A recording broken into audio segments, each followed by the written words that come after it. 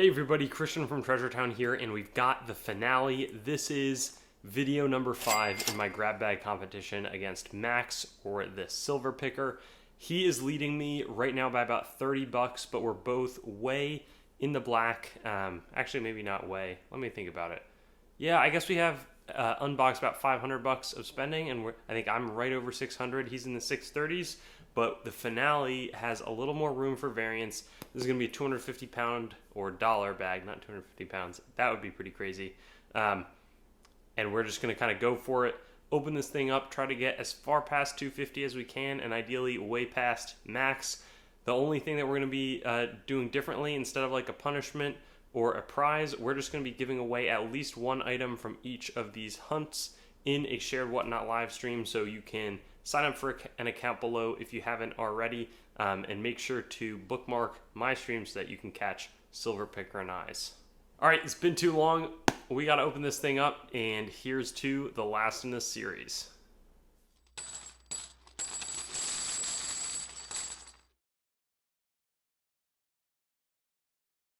And the good news is it feels like there's a sizable amount of items in there, so gonna further open this thing up. And this is pretty awesome. We have everything laid out in front of us, and it took a good bit of effort to get open, which is a good thing. Never can complain about that. But we'll start with basically this big medal. It says that it was made in 1971, authorized by the United States Capitol Historical Society, a place of resounding deeds. Looks like the Capitol building. Talks about the cornerstone being laid, House of Representatives, the Senate, in 1793. Beautiful and large. Is this Medallic Art Co? I'm not exactly sure. Yeah, Medallic Art Co. And super cool to see that that's now a 50-plus-year-old treasure. So we then have, I love this, a mix of wheat pennies, and there's nothing like a good wheat penny search. So let's see what we can find here. Whoa, looks like the first thing is a 1913D. I think that we might be in for a good little hunt here. So you got 1913D, 1916. Man, this looks like some shops 36S. Some shops will actually separate 20. And I'll honestly probably, because there's not tons of them, I can go through all with you here. 28D, 37 will separate like 1918S. That's really fun. 29D, this is a great for like filling out an album. Man, I would have wished 39S that I could have gotten like something like this. 30, what is that? 30, is that S or a D? It looks like an S. And I'll have to look. It's tough. I wish I had the time to look for varieties these days. I feel like I used to spend, hours searching for varieties. 36, I found some double dyes even.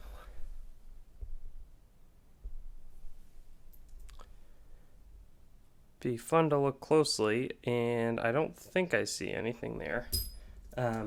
But 29S, anyways, 37D. I'm gonna go try to speed this guy up a little bit, but fantastic. And these are worth more.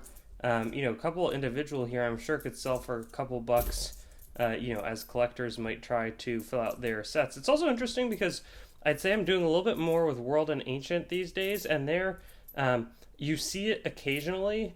Coins that will say like, hey, there's this emperor ruled for 6 years. Let me get a coin of the same type.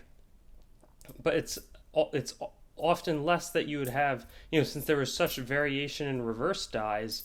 It's uncommon that you see exactly the same coin collected, but somebody was trying to get like every single reverse and every single mint mark with every single reverse. Much in the same way that collectors often go with US coins. But on the other hand, I've gotten collections where it is like 50 of the same coin. We then are going to go on to find a blank planchet copper coin, and it also looks like there's a little bit of maybe a rim ding or something going on the edge. These are interesting. I've gotten blank planchets of all different types. Nice. We have a 1909 VP VDB. And let me show you exactly. It should be Victor David Brenner. And so he's going to have put his initials on the underside of this coin as part of the die engraving process. It doesn't look that bad or unsightly to me, but this was a huge numismatic controversy, and they stripped the VDB from Lincoln. I think it eventually makes its way onto his shoulder or something, but it's pretty shocking. And this was actually interesting. He was the first person to be on in this, this coin would have been the first time that they were striking with a dead president for circulation. So they had introduced putting real people on American coins in 1892 with Christopher Columbus as a commemorative, Queen Isabella, a couple other commemoratives, but this was the first circulating struck. And so the VDBs were the early part of 1909, and it looks like we're going to get a 1909 P. But let's now take a look. This one's in a little bit better condition, and it made sense. I mean, it was very common, a coin would just get released, and that first year, often people would save specimens, and they would exist in better shape. Because people are saying, hey, this is a first year cent. And so this one has acquired some really nice toning, very, very pretty item, and definitely, it's fun and pretty fiery as well, though circulated a really cool type. And so, they're acknowledging it's not a super expensive coin, but it is a really interesting one. Next up, this looks like a pretty expensive coin. I'm going to guess the price is going to be like at least $100, but I'm pretty out of, knowledge in terms of what these go for. I would have maybe said like 130 or something, 145. Okay, I'm glad that maybe I wasn't so far off. 135 by 145, that'd get me about at 89% of the way there. I'd call that good enough. So here it is. It looks like there's the San Francisco mint mark. And just what I was talking about before, those classic commemorative half dollars, they started off 1892 with the Columbus at the Columbian Exposition. And then you fast forward about 1954, that's when they cut them out with some Washington Carver coins, but they kind of stopped them. And often for collectors and to try to sell more commemoratives, they got in the habit of making them at different mints. So this was Oregon Trail, has a Native American on the front, but you see that San Francisco mint mark, that would have been in an attempt to say, okay, we're going to put some in Philadelphia, some in Denver, some in San Francisco, so that if you wanted every year and every mint mark, you'd have to buy a bunch of these, because I want to say they struck these over like 5 or 6 years. Maybe not every year at every mint mark, but really beautiful coin, and this should make up the bulk of us getting to that $250 value that I'm really pleased that I think we're going to hit. So this one is a great outcome. Oregon Trail Memorial, okay, 1926. I was thinking 34 to 39. So, yeah, I'm not sure exactly, again, the dates, but I don't think it's a one-year type, and super interesting to see that outline of America. So, wow. And then, wow, we're going to even get a Carson City 1876. I'll try to come up with a little bit more trivia. If you didn't know already, it's the only two-letter mint mark that we have, Carson City, Nevada. But there's also going to be some of the mints at that time.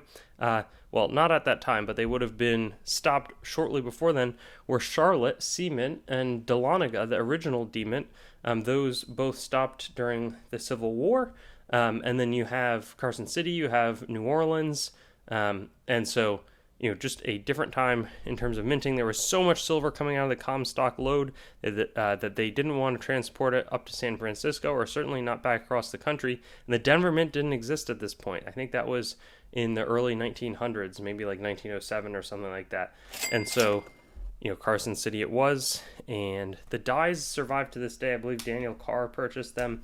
He makes really interesting metals as well, struck from that original. I'm not sure on the pricing, but again, CC seeded silver makes my day. And then, man, this is going to be a 2021 American Eagle 1 ounce proof. That $60 price tag. Thankfully, silver has kicked up a little bit. Beautiful COA, David Ryder. Man, that's a pretty coin. That is a beautiful and fairly valuable. I don't think that I've even seen this in person. It shows you how far I am from some of the bullion markets. But man, yeah, that's a gorgeous design. It's, obviously the new one struck at West Point, which, again, talk about new mints. Now we've got West Point and San Francisco and Denver and Carson City. Super, super fascinating. And I think this is going to, with silver where it is right now, these command a fairly significant premium above that.